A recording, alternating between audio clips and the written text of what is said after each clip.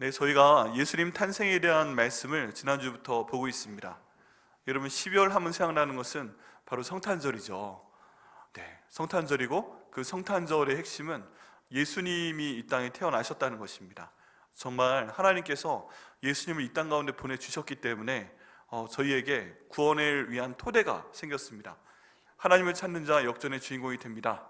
이것이 저희 교회가 오랫동안 감사하면서 선포하고 있는 내용이고요, 또 하나님 말씀을 순종할 때 온전케 되는 교회, 이것도 저희가 바라보고 있는 내용인데, 이 모든 것들이 다 예수님의 탄생을 통해서 저에게 이루어지는 것을 저희가 확실히 믿어야 됩니다.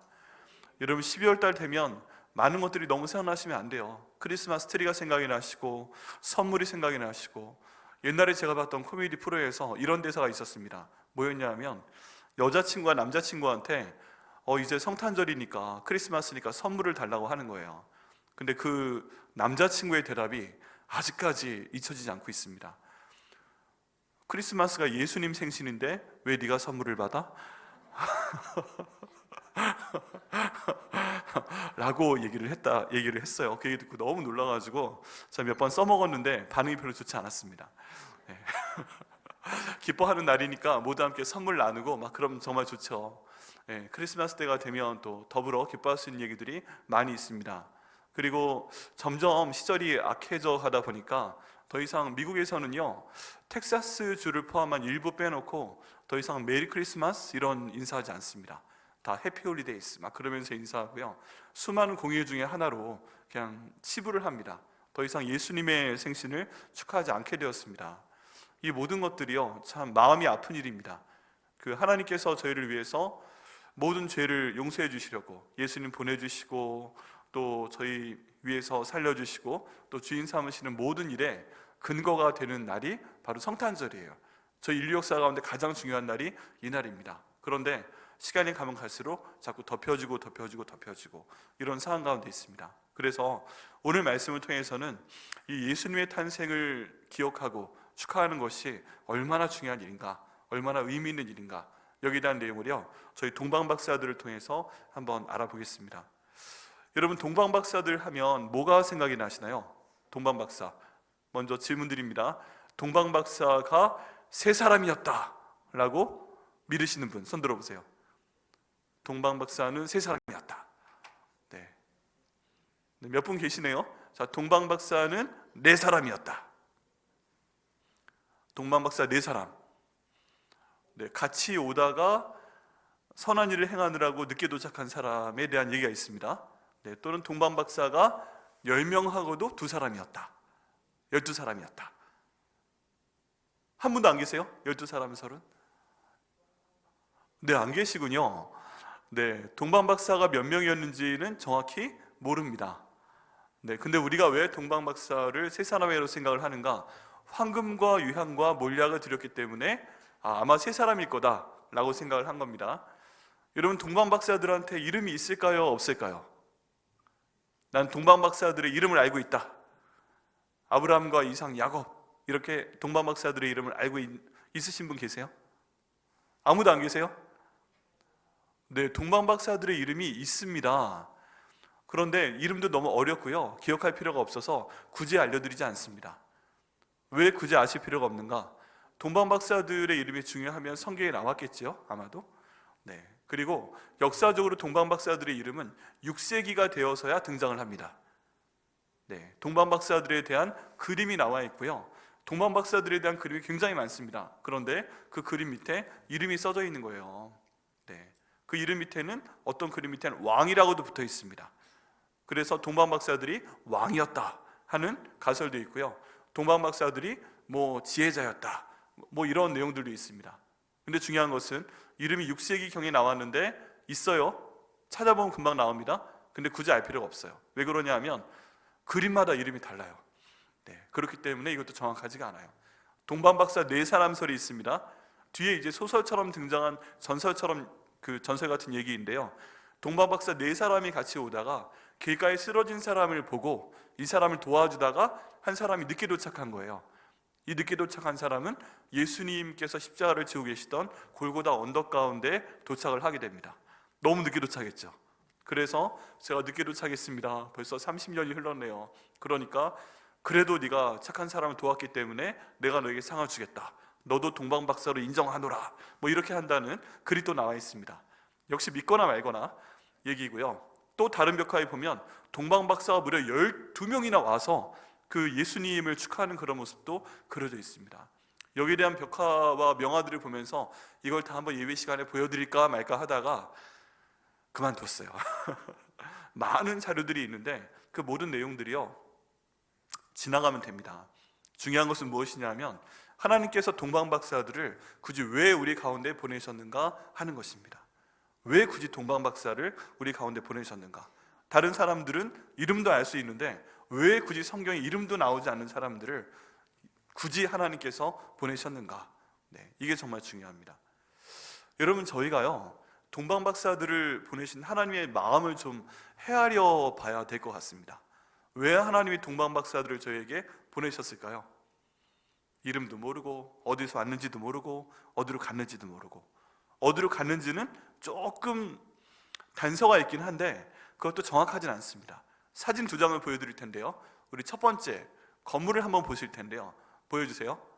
자, 짠 하고 굉장히 멋있는 그 예배당이 나타났습니다. 저 건물이 어떤 건물인지 아시는 분? 성당인데요. 성당. 어디 있는 성당일까요? 일부 예배 때 나왔어요, 놀랍게. 독일 쾰른에 있는 대성당입니다. 쾰른 대성당. 왜 저 지금 성당을 보여드리는가? 그 많은 자료들 중에서. 왜냐하면요, 저 성당이 건축된 목적이 동방박사들의 유골을 보관하기 위해서라고 합니다. 처음 들어보시죠?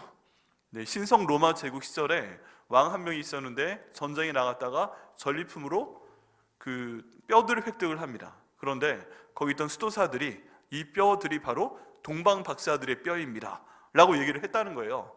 그래서 그 뼈들을 다 독일로 가져옵니다. 그리고 쾰른 지역을 맡고 있었던 대주교한테 주게 됩니다. 잘 보관해라.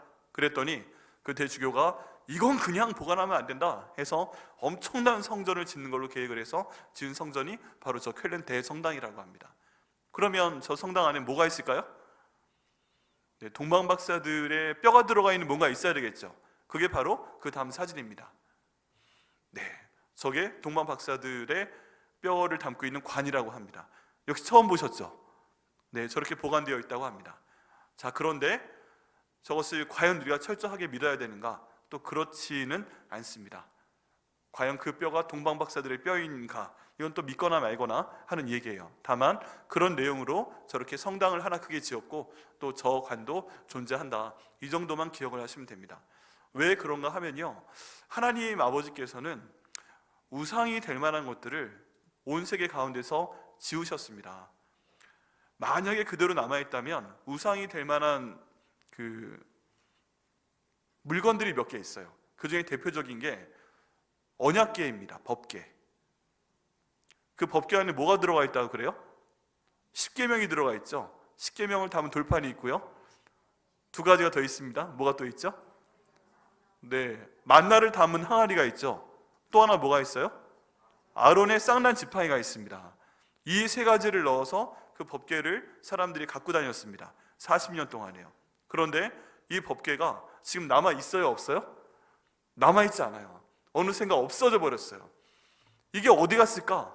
사람들이 너무 궁금해서 찾아 나서기까지 했습니다. 많은 조사를 했는데 결과적으로 못 찾았어요. 여기에 대한 영화도 있습니다. 보신 분 계신지 모르겠지만 인디아나 존스 시리즈 가운데서 레이더스라는 영화가 있습니다. 그게 보면 독일군들이 전쟁에 승리하기 위해서 그 여호와의 법궤를 찾아서 헤매는 그런 장면이 있습니다. 또 거기에서도 나중에 없어져 버리죠. 그런 장면입니다. 하나님께서는요, 하나님 아버지, 하나님을 하나님 되시게 하고 예수님을 예수님 되시게 하고 성령님을 성령님 되시게 하기 위해서 물건으로 남아있는 우상이 될 만한 것들은 다 없애버리셨어요. 그런 의미에서 저기 있는 동방박사들의 유골이 진짜일 거다, 이런 건 믿지 않습니다. 다만 이렇게 지금 어떤 시간과 장소에서 그 사람들이 기억하고 있다, 이 정도만 보여드리는 것입니다. 그렇다면 하나님께서는 동방박사들을 저에게 왜 보내셨는가? 왜 그러셨을까? 이걸 한번 돌아가 보면요, 하나님의 좀 서운하심, 그런 것도 느낄 수 있어요. 자, 우리가 하나님께서 예수님을 언제부터 저에게 보내시려고 작정을 하셨을까를 한번 생각을 해봐야 됩니다. 그러면 어떻게 생각하세요? 하나님께서 예수님을 언제부터 저에게 보내시려고 하셨을까요? 창세기, 네, 감사합니다. 어디부터 나와요? 우리가 원복음이라고 하는 창세기 3장 15절 말씀이 있죠. 여기에 보면 여자와 여자의 후손에 대한 얘기가 나옵니다. 뱀이 유혹을 해서 아담과 하와가 선악을 알게 하는 나무의 열매를 따먹게 됩니다. 그리고 거기에 대해서 저주하시죠. 너는 일생 동안 흙만 먹어라. 너는 일생 동안 배로 기어 다녀라. 그리고 여자의 후손이 나올 것인데 그 여자의 후손이 네 대가리를 깨놓을 것이다. 사람은 머리고요, 동물은 대가리입니다. 대가리를 깨놓을 것이다. 이렇게 말씀을 하십니다. 그 말씀을 하실 때 우리 하나님은요, 벌써 알고 계셨던 것입니다. 무엇을요? 이 사람들의 죄를 용서하기 위해서 짐승으로는 안 된다. 저희가 하나님이 계신 시간을 이해를 해야 됩니다. 하나님 아버지께서는요, 지금 시간이 11시 44분인데 저 시간에서 셀 수 있는 그런 시간 안에 있는 공간이 있습니다. 시간이 있습니다. 그 안에 계시기도 해요. 그런데 성경 가운데 있는 또 다른 형태의 시간은 시간이 존재하지 않는 시간을 초월한 시간입니다. 이 시간을 초월한 시간이 있고요, 그 안에 저희가 시계 같은 걸로 셀 수 있는 시간이 있는데 이게 동시에 함께 존재한다고 합니다. 우리가 시계를 볼 수 있는 시간, 그리고 그걸 모두 초월하는 시간. 그래서요, 성경 가운데 있는 표현 중에 하나님께는 천년이 하루 같고 하루가 천년 같다 라고 하는 표현은 시간대가 흐르는 그런 시간을 말하는 것이 아닙니다. 시간 가운데 들어오셔서 예수님께서 태어나시고 우리를 위해 죽으시고 다시 살아나시고 주인 되시는 시간대가 있어요. 그런데 이 모든 것들을 초월한 시간대가 있는 겁니다. 그렇다면 이 모든 것을 초월한 시간대에 계시는 하나님 아버지께서는 이미 사람들이 하나님 말씀을 어기고 선악을 알게 하는 나무의 열매를 먹었을 때부터 이 죄를 정말 용서하기 위해서는 우리가 직접 죽어야 되겠구나 하는 걸 알고 계셨다고 저희가 믿어야 됩니다. 창세기에 보면 하나님께서 사람을 창조하실 때 우리들의 형상대로 창조했다고 되어 있습니다. 복수예요. 하나님 한 분의 형상이 아니라 우리의 형상대로 하나님을 창조를 하였다 라고 말씀하고 있습니다. 그때로 성부, 성자, 성령 하나님 세 분의 하나님께서 한 몸이 되시면서 우리라는 표현이 창세기에 등장을 합니다. 그리고 우리 사람들은 그분들의 모습으로 창조가 되었습니다. 그런데 하나님께서 사람들의 죄를 용서하시기 위해서 제안하신 방법이 있어요. 아담과 하와가 죄를 지니까 이 아담과 하와를 에덴 동산 밖으로 쫓아내십니다. 그들을 보호하기 위해서 가죽옷을 지어 입히십니다. 이 가죽을 만들기 위해서 성경엔 짐승이라고 나와 있어요. 짐승을 죽였어야만 됐습니다. 그래야만 가죽이 나오니까요. 그리고 1년에 한 번씩 하나님께 나와서 속죄하는 시간을 갖도록 합니다. 사람들이 죄를 짓잖아. 네가 작년에 죄를 많이 지었잖아. 올해 많이 죄를 지었잖아. 그러니까 올해 말이 되면 네 재정적인 형편이 닿는 대로 뭐 소를 한 마리 가져오든지 양을 한 마리 가져오든지 아니면 염소를 한 마리 가져오든지 그 머리에 딱 손을 대고 1년 동안 네가 잘못한 모든 것을 다 이 소에게, 양에게, 염소에게 다 내려보냅니다 하고 기도해라. 그리고 나서 그 양을 죽여라. 또는 그 양을 광야로 떠나보내라. 그럼 내가 광야에서 죽도록 할게. 그러면 네 모든 죄는 다 용서받는 것이다 라는 좀 편한 방법으로 그 죄를 용서해 주시는 방법을 주십니다. 구약시대 동안에요. 그런데 이미 하나님은 이 말씀을 하실 때부터 알고 계셨던 거예요. 이 방법으로는 동물들만, 애꿎은 동물들만 매년 죽어나가지 사람들의 죄가 근본적으로 용서받지는 못한다. 봐봐, 결국에는 우리 중에 한 명이, 세 분 하나님 중에 한 분이 이 땅 가운데 오셔서 우리 중에 한 명이 이 땅 가운데 가서 대신 죽을 수밖에 없다 하는 그 내용을요, 창세기부터 알고 계셨던 것입니다. 그리고 이 땅 가운데 오셔야 되고요, 또 예수님의 구원 사역이 벌어질 것도 알고 계셨고요, 요한계시록에 보게 되면 그 죽은 예수님의 모습이 영광 받으실 것도 우리 하나님은 이미 다 알고 계십니다. 구약 성경은 앞으로 오실 예수님에 대한 예언이라고 말씀드렸고요, 또 신약 성경은 오신 예수님과 앞으로 최후 심판 때 계실 그 예수님의 모습을 보여주는 것이라고 말씀을 드렸습니다. 간단히 말해서 오실 예수님과 오신 예수님에 대한 말씀이에요. 그런데 이 예수님에 대한 얘기가 창세기 3장 15절에 여자의 후손으로 나오는데 쭉 지나서 요한계시록에도 피 흘리신 어린 양의 모습으로 등장하는 것을 보게 됩니다.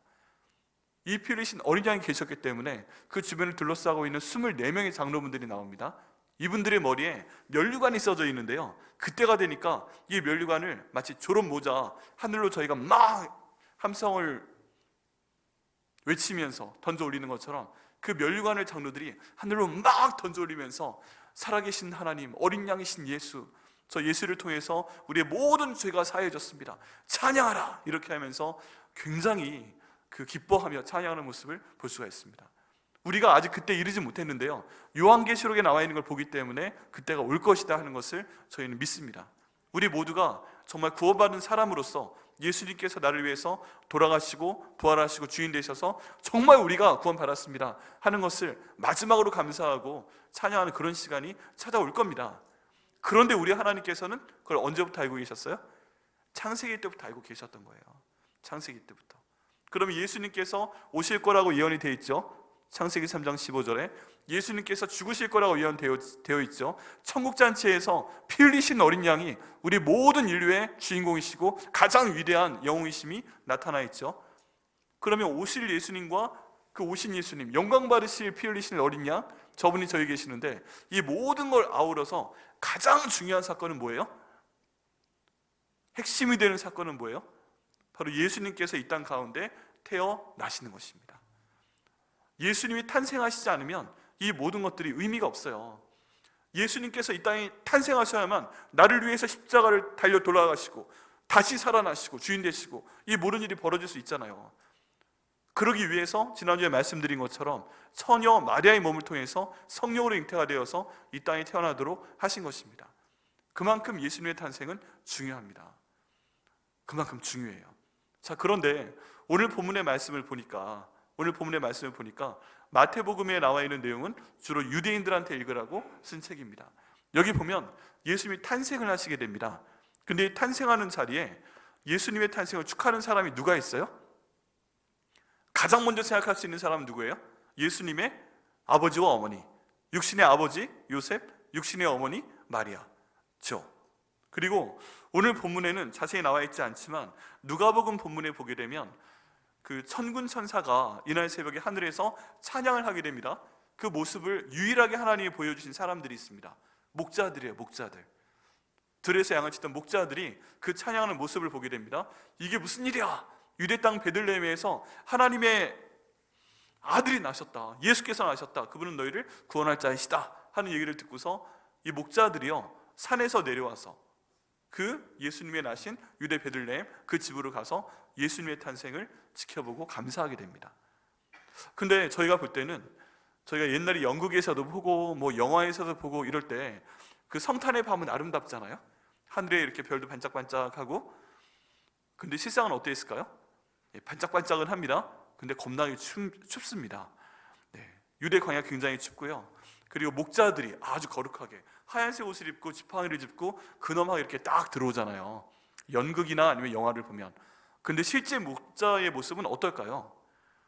여러분, 목자들이 보통 산에 한번 가서 들에 나가서 양들을 치면 며칠 정도 있는지 아십니까? 최소한 한 달 이상. 최소한 한 달 이상입니다. 그리고 이 최소한 한 달 이상, 그럼 그분들은 세수를 잘 할까요? 못할까요? 잘 못해요. 물 마시는 것도 쉽지가 않아요. 그리고 양들을 항상 돌봐야 됩니다. 양의 배설물 치워주고, 양의 뭔가 다친 거 있으면 메워줘야 되고, 양을 위해서 꼴도 좀 어떻게 베어다 줘야 되고, 하여간 양들과 함께 뒹굴며 살게 됩니다. 그럼 그분들의 몸에서 나오는 냄새는 향기로울까요? 아니면 조금 쉽지 않을까요? 맡기에 쉽지 않습니다. 우리가 보기엔 굉장히 멋진 양을 치는 목자의 모습인데 그분들의 모습은요 양들과 똑같고요, 들에 있는 양들과 똑같고, 그분들의 모습 멀리서 보면 저 사람이 양인지 목자인지 구분이 안 되는 게 정상이에요. 색깔도 비슷하고요. 그런 분들이 신생아가 태어났는데 와서 우와, 하나님의 아들이 이 땅에 오셨다고요? 감사하네 하고 한번 만지려고 하면 엄마가 가만히 있겠어요? 안 있겠어요? 요즘 개념으로 하면 요즘에 막 조심해야 되잖아. 애가 태어났으면 얘가 지금 막 앉는 거 안 되죠. 왜냐하면 어른이 호흡을 할 때 병균이 들어갈까 봐 손으로 만졌을 때 세균이 혹시 그래가지고 보기만 합니다. 네, 이쪽에 뭐 유리관으로 막고 있고 뭐 저쪽에 보고 있어요. 만질 수 없어요. 근데 목자들이 와서 양들과 함께 냄새나는 그 모습으로 와서 우와 우리 예수께서 막 이러는 장면이 그렇게 아름다운 장면이 아니에요. 영화나 영화에서 보는 것처럼 엄마가 기겁할 장면이죠. 좀 멀리 떨어져요 이럴 수 있는 그런 장면이에요. 예수님께서 이 땅에 오셨단 말이에요. 그날을 정해서 지금 정원한 그 요셉과 마리아가 유대 땅 베들레헴에 왔는데 방도 없어요. 출산할 만한 방도 없었고, 그리고 애를 올려놓을 만한 어떤 침대도 없어요. 말구 위에 올려놓고, 이게 지금 하나님이 보내신 예수님이 이 땅에 오신 그 순간의 모습이란 얘기죠. 아빠와 엄마는 환영을 하죠. 그 엄마는 기쁘죠. 아빠도 좀 미심쩍지만 기쁘죠. 그런데 목자들이 와서 어이구 저분이 하고 있는 그런 모습이 우리 예수님 탄생하는 그날 밤의 모습이라는 것입니다. 천군 천사들은 먼저 말씀을 드렸지만 지금 천군 천사가 둘러싸서 얘가 아름다웠더라 그런 얘기는 없는 거예요. 이제 그런 모습을 보면서 그래서 하나님께서 좀 미리 동방박사들을 예비하셨구나 라는 생각을 해보게 됩니다. 또 다른 사람들이 알고 있었어요. 예수님 탄생에 대해서. 오늘 본문 말씀에 보면 헤롯 왕이 나옵니다. 헤롯 왕 때에 예수께서 유대 베들레헴에서 나심에 동방으로부터 박사들이 예루살렘에 이르렀는데, 이제 이 분들이 엄청난 사고를 치죠. 이분은 인류의 왕으로 오신 분인데 유대의 왕으로 오신 줄 알고 궁궐로 가게 됩니다. 그리고 헤롯 왕을 만나게 됩니다. 근데 헤롯 왕은요, 예수님의 탄생을 기뻐할 만한 왕이 아니었습니다. 내가 지금 왕인데 내 아들이 왕이 되어야 되는데 뭐? 근데 이 땅에 왕이 태어났다고? 그러면 이건 지금 어떤 종류의 왕이에요? 정말 이 나라의 왕이 되어야 된다면 나와는 같은 편이에요? 적이에요? 적이죠. 그럼 살려둬야 돼요? 죽여야 돼요? 죽여야 되는 거죠.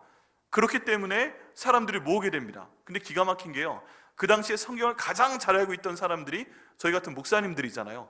그 당시에 대제사장, 바리새인, 서기관 이런 사람들을 불러 모읍니다. 야, 이 땅 가운데 왕이 태어났다면서, 왕이 태어날 거라면서 지금 이 사람들 축하하겠다고 왔잖아. 어딘지도 모르는데 하여간 왔대. 어디에서 태어난다고 되어 있는가 물어봤더니 역시 우리 그 대제사장들입니다. 딱 나옵니다. 또 유대 땅 베들레헴아, 너는 유대 고유 중에서 가장 작지 아니하도다. 내게서 한 다스리는 자가 나와서 내 백성 이스라엘의 목자가 되리라 라고 적혀 있습니다 하고 보고를 하고 나서요, 이 사람들은 거기에 갔어요? 안 갔어요? 안 갔어요. 여기 지금 이거 답변한 제사장, 바리새인, 서기관 한 명이라도 유대 베들레헴에 갔어요? 안 갔죠. 왜 안 갔어요? 가면 죽죠. 선한 의도로 지금 이걸 물어본 게 아닌데, 설령 그분이 여기 나오신다고 해도 지금 이 동방박사들이 찾고자 하는 그 아기가 이 왕일지도 잘 모르겠고, 그리고 막상 거기 가서 경배하려고 해도 잘못하면 헤롯 눈밖에 나서 큰일을 당할 수도 있고 하다 보니까요, 이 아기 예수님을 찾기 위해서 유대 베들레헴으로 간 사람은 아무도 없었어요. 그게 현실이었던 거예요. 그런데 우리 하나님이 이 모든 성경책 가운데 우리에게 주시고자 하는, 이 성경책을 봤을 때 우리에게 주시고자 하는 가장 큰 선물은 뭐예요? 바로 예수님이시란 말이죠. 예수님의 탄생이세요. 우리 하나님의 이런 모든 상황을 틀림없이 알고 계셨습니다. 그 자리에 목자들만 있을 거고, 성경을 가장 잘 안다는 사람 없을 거고, 헤롯 왕은 죽이려고 할 거고, 그 엄마 아빠만 좋아할 거고, 그런데 내 마음이 이렇게 서운해. 시간이 가면 갈수록 처음엔 메리 크리스마스 그러다가 해피 홀리데이로 바뀔 거고, 처음엔 아기 예수님만 강조해서 막 교회에서 연구를 하다가 그 다음에 크리스마스 트리가 등장할 거고, 갑자기 산타라는 존재가 등장할 거고, 그 다음 루돌프 사슴코가 갑자기 막 울려 퍼질 거고, 크리스마스 케이크가 더 아름다운 것이 될 거고, 자기 생일도 아닌데 성탄 드리니까 선물 달라는 얘기가 오히려 왔다 갔다 할 거고, 교회에서는 행사하는 걸로 끝날 거고, 야, 이 모든 것들을 보니까 내 아들 예수의 생일이 이들을 묻혀버리는구나, 이런 생각을 하지 않으셨을까 한번 생각을 해보게 됩니다. 그래서 이날을 기념하기 위해서 뭔가 특별한 이벤트가 필요하겠다 라는 생각을 하셨을 가능성이 있습니다. 가능성인데요, 그게 성경을 통해 증명이 됩니다. 어떻게 증명이 되는가? 창세기 3장 15절부터 시작된 예수님의 탄생에 대한 예언이요, 그 다음 구약성경 전체를 다 도배하고 있습니다. 예수님께서 부활하신 다음에 제자들에게 말씀하십니다.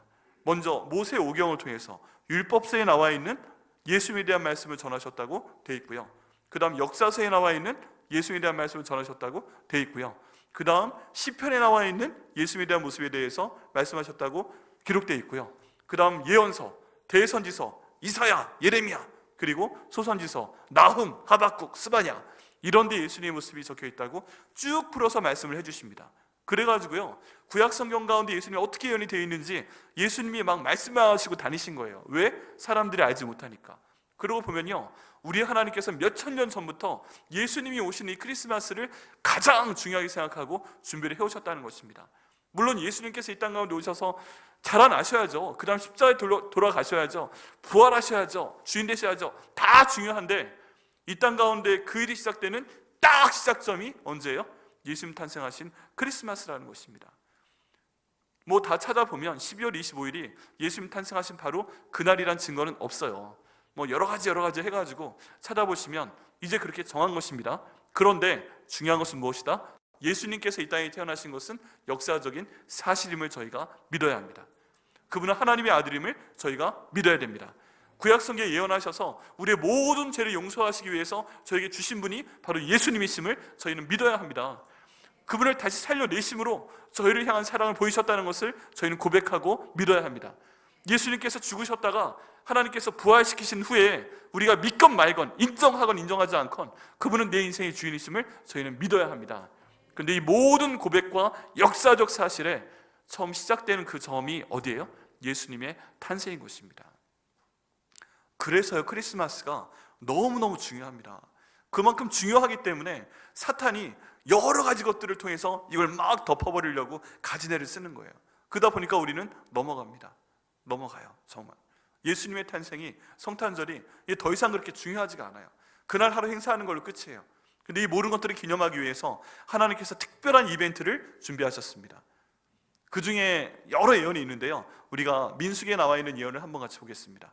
같이 한번 읽어보시겠는데요, 민수기 24장 17절 말씀입니다. 함께 읽겠습니다. 시작. 한 별이 야곱에게서 나오며 한 규가 이스라엘에게서 일어나서 모압을 이쪽에서 저쪽까지 쳐서 무찌르고 또 셋의 자식들을 다 멸하리로다 하고 말씀하고 있습니다. 여러분 계속 좀 보여주세요. 여러분, 동방박사들이 한 별을 보고 왔다고 되어 있잖아요.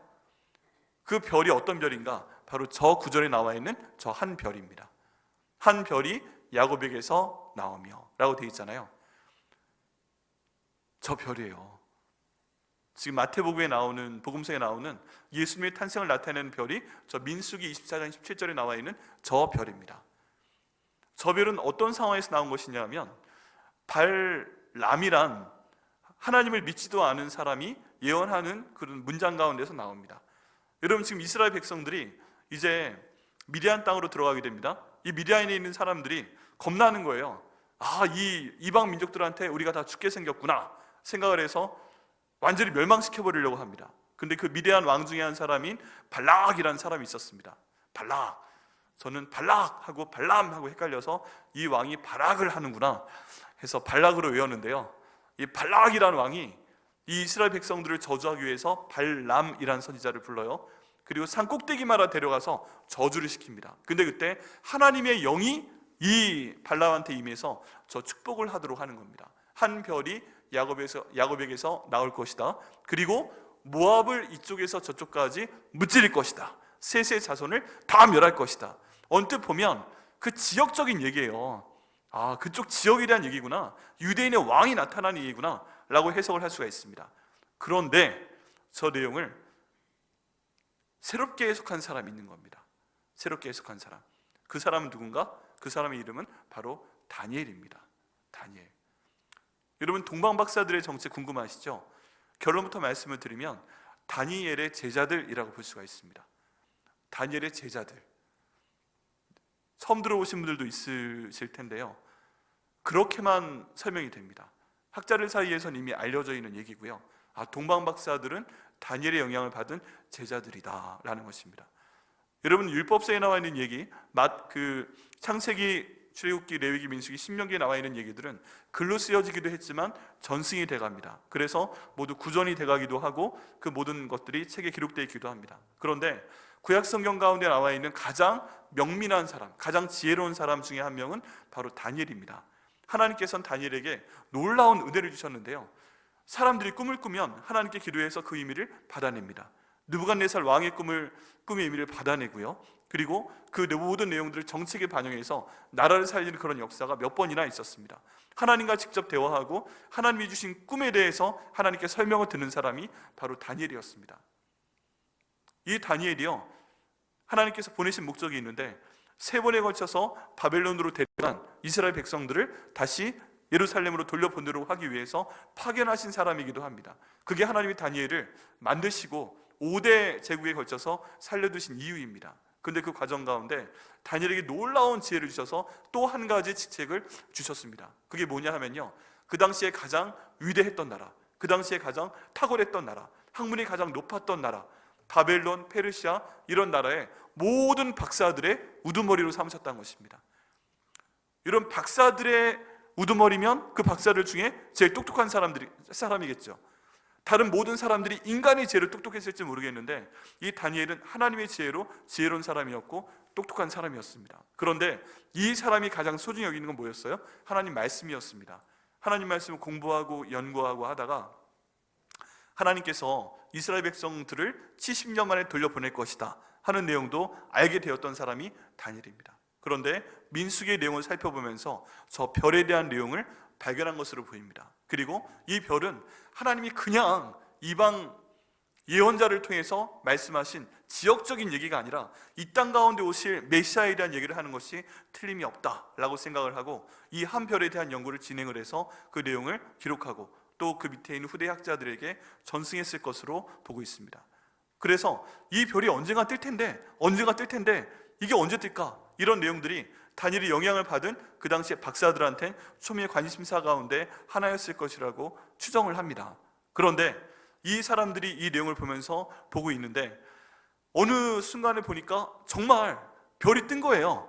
유대 지역에 해당하는 지역에. 그리고 이걸 보고서 다니엘의 영향을 받은 3사람이 황금과 유향과 몰약이라는 왕의 탄생을 기념하는 예물을 들고 이쪽으로 찾아왔다는 것이 학자들이 생각하고 있는 얘기입니다. 나중에 다니엘을 찾아가면 성에서 만나게 되면 물어볼 얘기 중에 하나죠. 그렇게 했느냐고. 근데 그거 외에는 어떤 답이 없다고 해요. 무슨 얘기인가? 여러분, 저희가 보기에는 다니엘이 그냥 성경 가운데 있는 한 명의 인물이지만 역사적으로 볼 때는 굉장히 지혜로운 사람이었고요, 이 사람의 지혜를 통해서 그쪽 지금 페르시아죠, 이란, 이라크 지역의 학자들이 영향을 받게 됩니다. 여기 있는 다니엘이 이 사람들의 지혜자들의 우두머리다 라고 표현할 때 사용되는 구절이 있습니다. 그 특별한 그 단어인데요, 이 단어는 박사, 점성술가, 예언자, 지혜로운 사람, 이런 것들을 모두 통합한 단어입니다. 근데 여기 나와 있는 동방 박사들도 같은 단어를 사용을 합니다.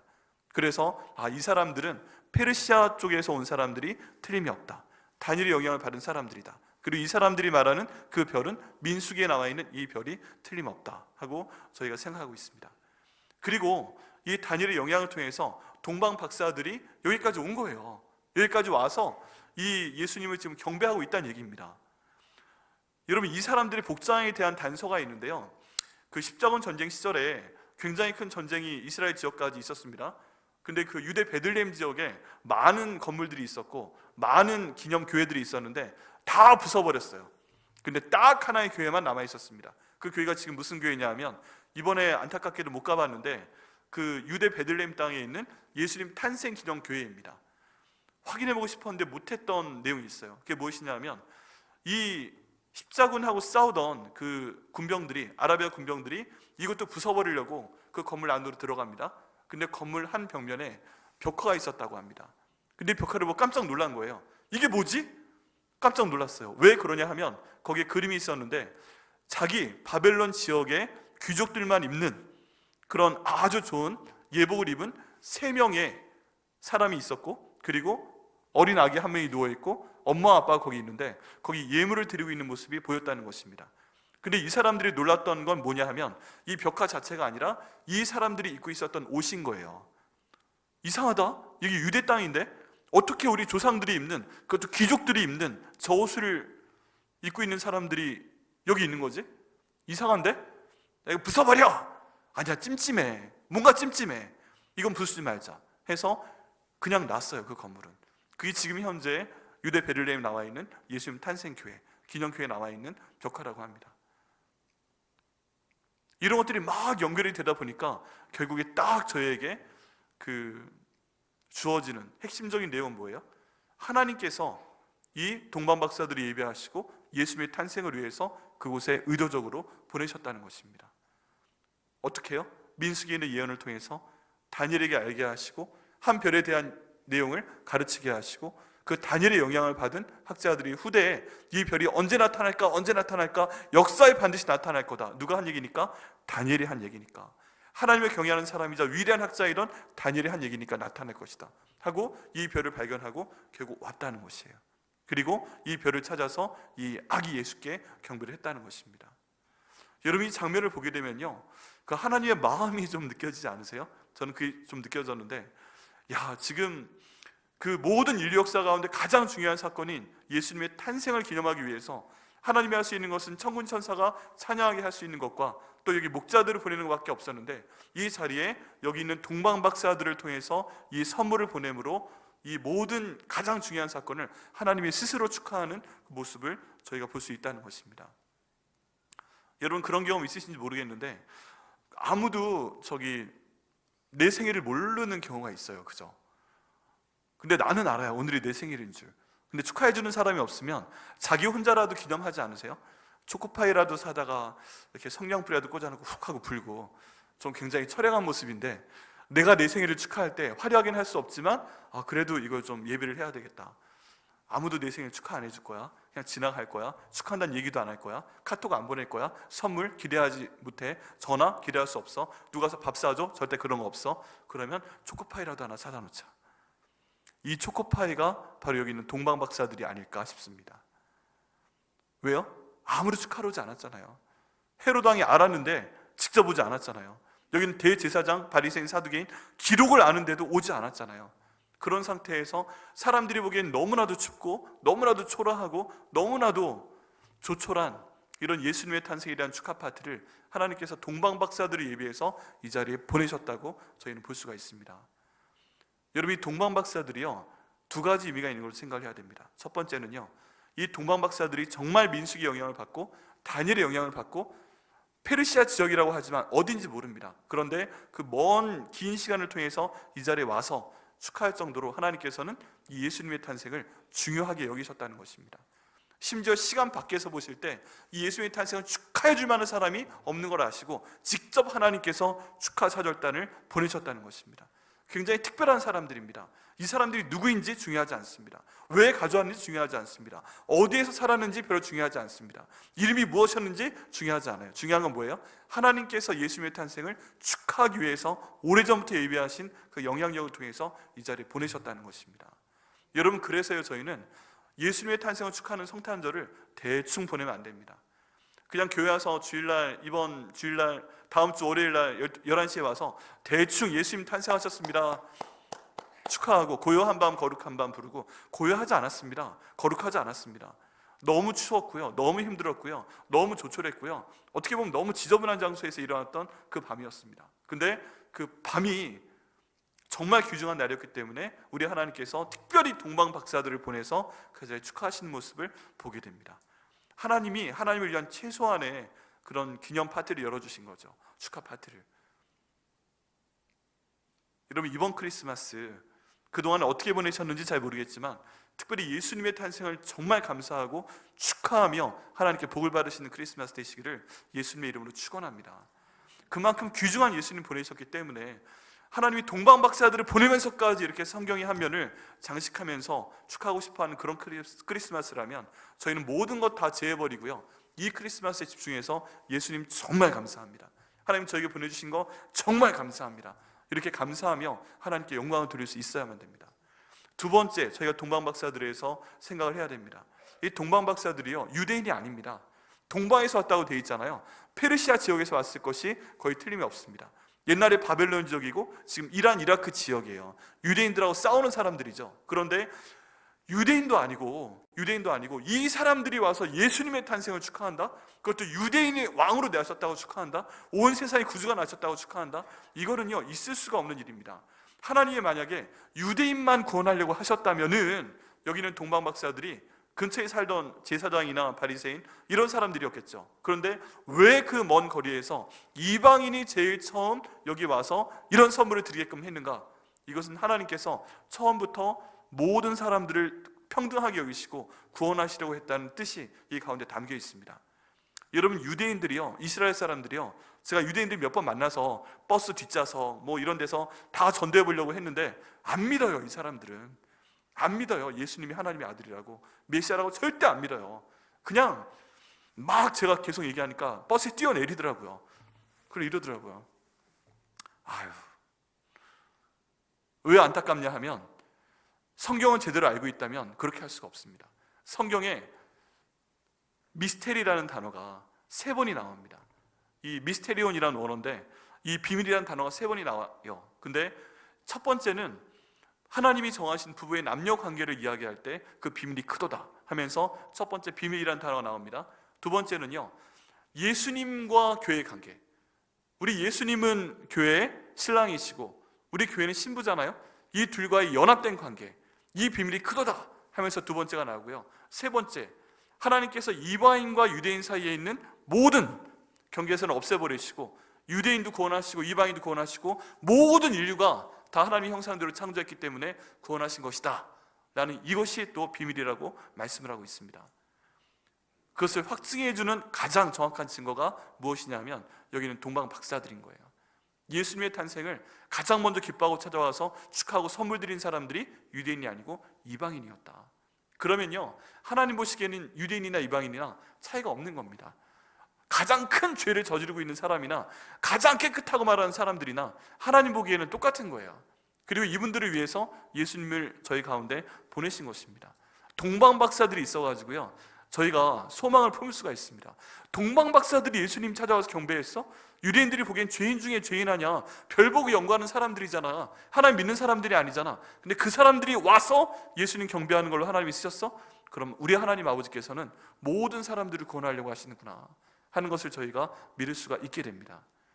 여러분, 동방박사들이요, 예수님을 축하하기 위해서 하나님이 보내신 특별한 사절단이기도 하지만 우리의 구원을 위해서 우리에게 특별한 증거를 주시는, 하나님이 보내주신 특별한 증거이기도 하다는 것을 저희가 믿어야 됩니다. 단순하지 않습니다. 네. 그런데 이분들의 방문을 통해서 저희는 오늘 기뻐해야 됩니다. 말씀드린 것처럼 예수님께서 저희 가운데 태어나신 것을 하나님께서 스스로 축하하셨기 때문에 그렇습니다. 우리가 축하하지 못하니까요, 하나님이 하시는 거예요. 동방박사를 보내서. 우리가 모르니까요, 보내신 거예요. 동방박사들을. 내가 누구든지 구원하겠다, 나를 믿으면. 그렇기 때문에 이 동방박사들의 존재가 굉장히 소중합니다.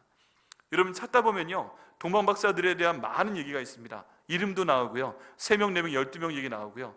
이들이 돌아갑니다. 페르시아 땅으로 돌아가는데 그 중간중간에 사람들이 위한 기념교회까지 서 있습니다. 근데 그런 모든 자료 괜찮습니다. 모르셔도. 다만 오늘 2가지를 기억하셔야 됩니다. 하나님이 그들을 보내셨다. 왜? 예수님 축하하기 위해서. 왜? 우리가 축하 안 하니까. 성경에 나와 있는 이 당시의 사람들을 축하 안 했고 요즘도 예수님 축하 안 하니까 동방박사들이 이때 보내신 것입니다. 우리가 잘 못 믿는 거예요. 이방인들도 구원받는다? 예수 믿는 사람은 주의 이름을 부르는 자는 다 구원을 얻는다? 이거 우리가 못 믿으니까 동방박사를 보내서 확증하신 것입니다. 주님께 나오는 자는 다 구원을 받는다. 여러분, 이 동방박사들 오늘 기억하시길 바랍니다. 그리고요, 이번 성탄절에 다른 모든 분들도 중요하지만 동방박사들을 보내신 그 하나님의 마음 생각하시면서 예수님께 더 집중하시고 더 감사하시고 더 주변 사람들에게 복음을 전하시고 복의 복을 받으시는 여러분들 되시기를 예수님의 이름으로 축원합니다.